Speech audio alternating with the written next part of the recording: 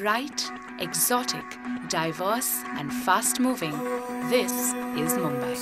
The second most populous city on earth, Mumbai is home to 14 million people and has a naturally fast pace of life. It's known for its friendly people, sandy beaches and hordes of tourists eager to soak in its vibrant atmosphere. The one thing common to everyone in Mumbai is that they have a dream. From the haves to the have-nots, they're all looking to go down the road to a better future. I'm here in Mumbai, India's city of dreams. Every year, thousands of people from across the country arrive here, hoping to make it big. But alongside its metropolitan image, there's another side to the city. Tourists flock to the attractions of South Mumbai, but there's an area in the very heart of the city that remains off limits even to the most die-hard Mumbaikar. Even today, people say that given a chance to go in there, they probably wouldn't take the risk.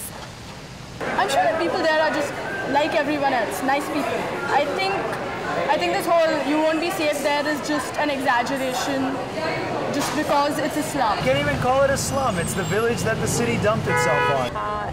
It makes me thankful for what I have. It's like one of those places that I have to pass if I've gone to Sion and then I'm coming back home. I don't see any reason why I should go to a place where I think I might like get diseases, maybe 10, maybe 15. I think I'll find faces which are smiling, which are sad, slightly happy, eager, just the faces of life. Dharavi was once a marginal swampy area and formed the outskirts of the city of Mumbai. It was inhabited only by the Koli fisherfolk, but over time, the Kumbhars, a tribe of potters from the north, and other settlers arrived here. But Mumbai has expanded quickly.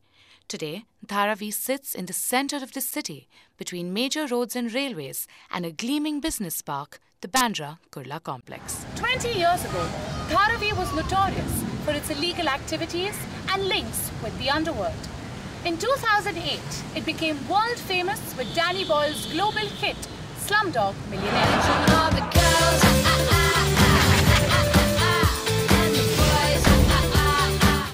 I'm about to go into Asia's largest slum to find out whether after all these years, things have really changed.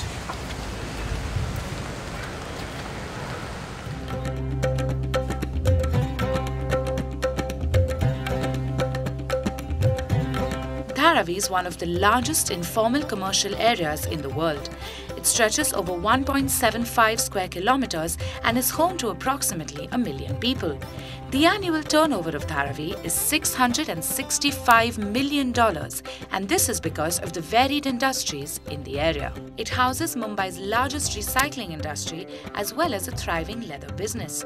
Everything from the processing and measuring of the leather to its final dyeing is done here. But Dharavi has many problems. Infrastructure and poor living conditions are merely the tip of the iceberg. Drainage pipes, open sewers and other health hazards are a common sight in the area. Many people have overcome these obstacles and gone on to achieve great things. I went to meet one such success story. I'm about to meet Mohammad Mustaqim, a garment factory owner here in Dharavi. He came to Mumbai when he was 13 with no money but hopes and dreams with him. Today he owns 13 garment factories around Dharavi and has more than 600 people working for him. He's not only well known in the area, but he's been called the real Slumdog Millionaire. Welcome. तो 1974 में मैं धारावी आया 1 अप्रैल को. मेरे एक relatives की factory थी, घर था छोटा सा. उसमें मैंने भाड़े पे 2 मशीनें ली थी. अल्लाह ताला से दुआ करते थे, मांगते थे कि अल्लाह ताला तू इतना काम मुझको दे कि मैं 24 घंटा सोऊं ही नहीं, काम ही करता रहूं. फिर धीरे धीरे धीरे धीरे 2 मशीन से 4 मशीन, फिर 6 मशीन, फिर 8 मशीन का 80% अमेरिका जाता है, 20% मेक्सिको जाता है. यहाँ पे मुझे अल्लाह ताला ने इज्जत दिया, दौलत दिया, शोहरत दिया, सब कुछ मुझे खुदा ने यहाँ दिया. तो मेरा मतलब दिल नहीं कहता कि जहाँ से तुमको कुछ नहीं था अल्लाह ने ये सब कुछ दिया है, उस ज़मीन से मैं छोड़ के चला जाऊँ. तो इसलिए मैं धारावी से मतलब जाऊँगा भी नहीं. और बस मेरे लिए तो क्या है कि जिंदगी और आखिरी वक्त भी धारावी ही मेरा होगा. A few distractions later, I went to Azad Nagar to meet Mehboobi, who's lived in Dharavi for over 50 years. 13 साल की उम्र से मैं शादी करके आई हूँ, तो जब से मैं आई हूँ तो अभी बुढ़ी हो गई, अभी यही मरने का है. हमको यहाँ से कहाँ नहीं जाने का. कहाँ बिल्डिंग बना के दे रहे क्या कोई?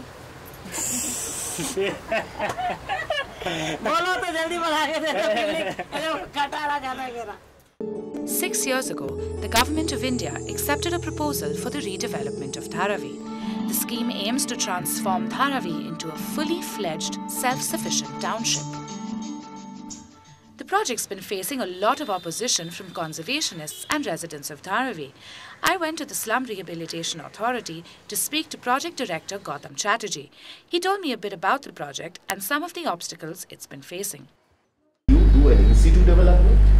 You rehouse the people there itself in proper apartments, and a private sector gets incentive for providing them free housing, and he recovers his cost and makes his money by selling extra housing stock. It's a different ball game than looking upon this as closing your eyes and thinking that everything is now clean and it's a beautiful piece of land next to Methi River, next to the Agrakulla complex, and let me put the iconic tower here and this. It doesn't happen that way. I am admitting my mistake that I have not been able to reach out to the mass there. Maybe what went wrong is we called them and said, we distributed leaflets and said, there's a large gathering, please come, and I gave them a PowerPoint presentation. Is that the correct way of communicating? May not be. I'm here at the Prajapati Kumbhar Samaj Kala Kendra, which is a pottery making district here in Dharavi.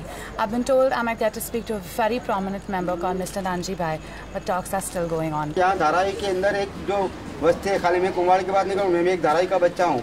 तो धारावी के अंदर रहने वाले हर एक नागरिक को हर एक सुविधा मिलनी चाहिए और उसको पहला कॉमर्शियल बेस मिलना चाहिए. रेजिडेंट मिलेगा नहीं मिलेगा वो हमको चलेगा, लेकिन पहला हमको उद्योग चाहिए. उद्योग के बारे में क्या बोलते हैं, बस बाद में हम देखेंगे कि भाई रहने के लिए क्या आप देते हैं. अगर ये उद्योग नहीं मिलेगा और आप बंगला दे देंगे तो मतलब क्या है हमको. Mustansir Dalvi is an active voice against the Dharavi redevelopment project. I went to meet Mr. Dalvi at the JJ School of Arts, and he told me why he believes this is the wrong decision for a place like Dharavi. I think people of Dharavi need what the rest of the city needs. You need a certain amount of infrastructure. You need certain amount of drainage and sewage lines and proper water supply and electricity. And these are common problems over the rest of the city as well. Of course, you need a lot of good professionals to work on sites in Dharavi, but it cannot be done without the active participation of the people who live there. It cannot be done without understanding that it's only, meaning that the issue is not only about living, but it is about living and working, which are completely intertwined in the case of Dharavi specifically. It's also about people's connection with the city outside their houses. Okay, and in Dharavi you will see an amazingly lovely use of both internal as well as external space, which you do not see in some of the more posh areas of the city, which are completely internalized or have become like gated communities. Okay, the public real in Dharavi is probably its most rich attribute, and that will go in a second if you bring in redevelopment. Dharavi is home as well as a source of livelihood to a vast number of people. They're afraid they might lose their source of income under the new redevelopment scheme. It'll take a while before a consensus can be reached, so it looks like this project will be in the pipeline for a while. Anisha Sharma, Just News.